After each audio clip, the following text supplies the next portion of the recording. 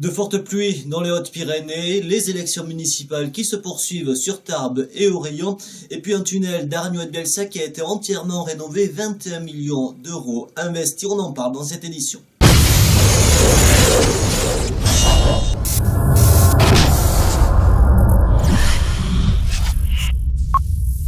Bienvenue dans l'actualité de Haute-Pyrénées de ce mardi 5 novembre, avec la pluie qui est fortement tombée ces dernières heures dans notre département.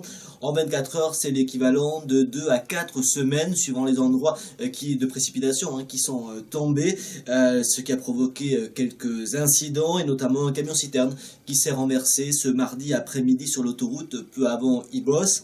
Les sapeurs-pompiers qui ont été fortement mobilisés ces dernières heures à cause de la pluie, mais aussi à cause de nombreux accidents. C'était le cas lundi soir à Guchin, 2 personnes ont été blessées. À Bordères-sur-les-Chaises, un accident entre 2 poids lourds a eu lieu mercredi après-midi. En fin d'après-midi de ce mardi, ce sont 5 personnes qui ont été évacuées de la cité Rothschild à Tarbes après qu'une fuite de gaz ait été détectée. La politique avec les élections municipales, la suite avec une nouvelle candidature, celle de Jean-Marc Lacabane à Aureilhan, conseiller municipal d'opposition d'hiver droite depuis 18 ans.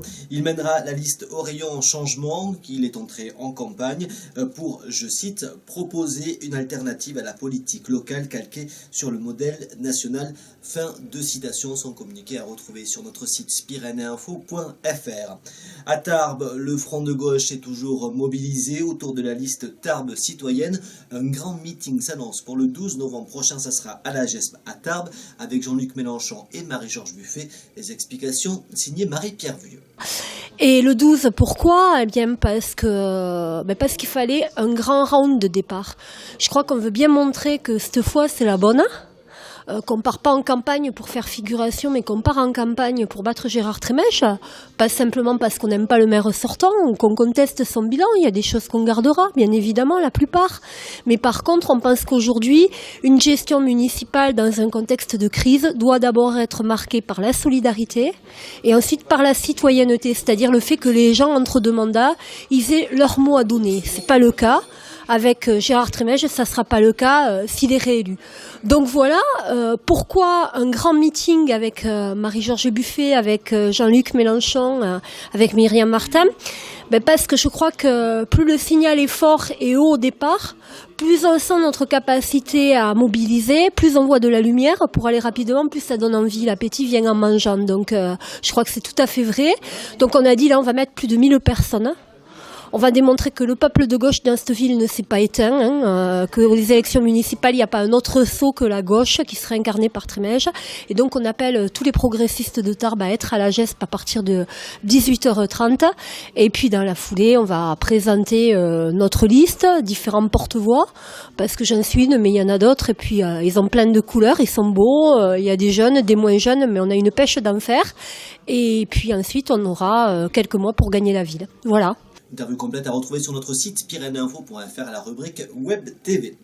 Destination à présent la frontière espagnole, où Michel Pellieu avait convié lundi après-midi les élus de la 5e commission du Conseil général des Hautes-Pyrénées pour découvrir sur le terrain les 21 millions d'euros investis pour la rénovation du tunnel d'Aragnuet-Bielsa, un outil désormais entièrement sécurisé qui n'attend plus que l'accord de l'État pour pouvoir assurer un fonctionnement optimal. Les explications avec Michel Pellieu. Oui, ça fait partie des incohérences de la démarche. On pensait qu'en modernisant le tunnel, on irait vers une démarche de progrès. Au contraire, parce qu'il est modernisé, on devient plus restrictif.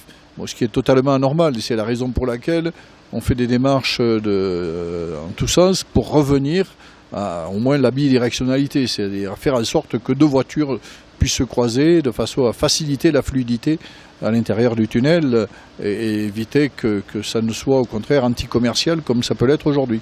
Parce qu'aujourd'hui, le résultat, c'est des files d'attente en période estivale, voire hivernale avec les stations de ski. C'est demi-heure, 3/4 d'heure d'attente et dans des endroits qui peuvent être dangereux en plus. Tout à fait, oui. Ça oblige les voitures à attendre à l'extérieur, dans des conditions difficiles en hiver, partant de tempêtes ou autres. C'est des contraintes qui sont de nature anticommerciale. Et donc qu'il faut à tout prix faire échec à ces contraintes-là pour aller vers une situation beaucoup plus conforme aux attentes du public. Aujourd'hui, c'est important de rénover ce tunnel. Il est important pour les Hautes-Pyrénées comme pour la partie espagnole. Oui, il est important ce tunnel parce que il y a un trafic quand même de plus de 1000 véhicules jour en moyenne toute l'année, avec des pointes à 2000 véhicules jour à certaines périodes. Bon, c'est un trafic qui a une vocation, c'est un tunnel qui a une vocation essentiellement touristique. Il y a côté espagnol des gisements de clientèle importants aussi qui viennent dans les stations françaises et inversement, des Français qui viennent en vacances dans les Hautes-Pyrénées ou dans des départements limitrophes qui ont envie d'aller aussi sur le côté espagnol, aller passer un séjour, faire une visite sur le côté espagnol.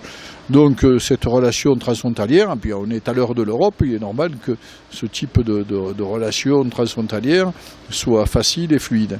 Voilà, là encore, interview complète à retrouver sur notre site pyrénéinfo.fr. Dans le reste de l'actualité en bref du sport, ce mercredi à partir de 20h au Quai de la Dour à Tarbes, première journée de l'Eurocup pour les filles du TGB qui recevront l'équipe hongroise de PEX. La mutualité française qui vous invite à une pièce de théâtre intitulée Les Délieuses de Langue. Ça sera mardi prochain à 19h. Ce sera gratuit et ouvert à tous. Un spectacle qui se déroulera à la salle de spectacle de Maubourguet au centre d'action culturelle. Il sera suivi d'un débat sur le dépistage organisé du cancer du sein. Sur l'agenda, noté ce mercredi à 10h, le duo Satie qui sera au cinéma Le Palais à Lourdes, à l'invitation du Parvis, un spectacle musical pour les enfants et leurs parents à voir dès 4 ans qui s'intitule L'Odyssée de Rick le Cube. Dans le cadre des mercredis du musée Massé, ça sera une découverte du jardin Massé, mercredi à partir de 15h, un cours public de philosophie au lycée Théophile Gautier à Tarbes, ça sera mercredi à 19h55, le mensonge sera le thème de ce rendez-vous. Et puis vous n'oubliez pas que la compagnie des Odyssées est installée au Paris à Tarbes jusqu'à dimanche. Rendez-vous ce soir et jusqu'à samedi à 20h30. Dimanche sera à 16h. C'est l'Avare ou le bal des maudits, d'après la pièce de Molière, qui sera proposé. L'entrée est à 12 €. Et puis la météo, pour terminer ce journal, avec un retour progressif du soleil ce mercredi dans la Haute-Pyrénées, avec un thermomètre qui ne dépassera pas les 20 degrés l'après-midi. Jeudi sera ensoleillé, mais la pluie reviendra à partir de vendredi. D'ici là, toute actualité en continu, c'est sur mon site pyrénéinfo.fr et les déclinaisons locales, toujours en .fr, ne vous trompez pas. Également sur nos comptes Facebook, également sur Twitter, @pyrénéinfo. D'ici là, passez une belle journée et à très vite sur Pyrénéinfo.